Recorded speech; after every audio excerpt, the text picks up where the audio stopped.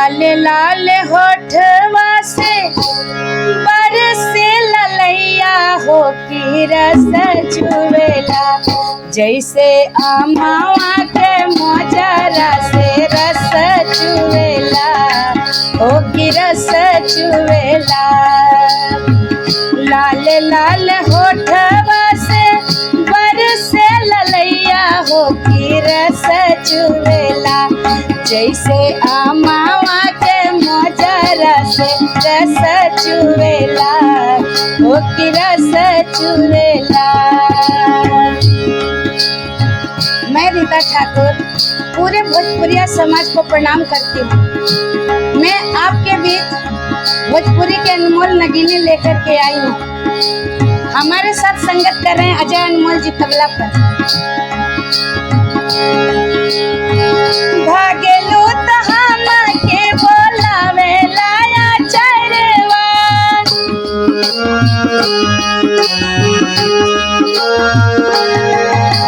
भागेलू तो हम के बोलावे लाया चरवा, अखिया चुरावेलू तो हंसेला कजरवा, ओ हंसेला कजरवा।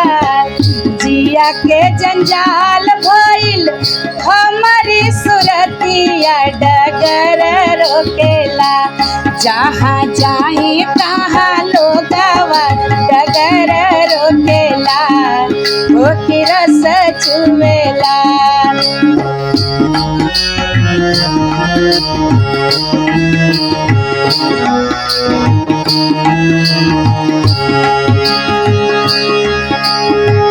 घूमी घूमी देखा तारा काहे मोरा चलवा,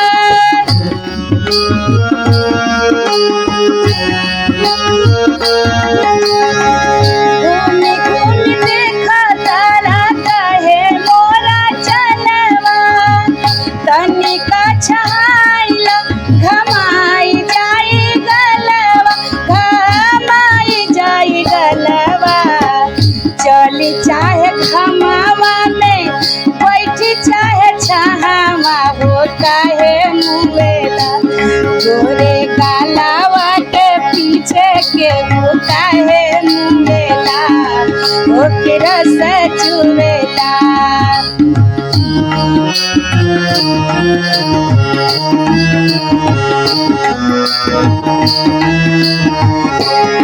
लाल लाल होठवा से बरसे ललैया हो की रस चुवेला।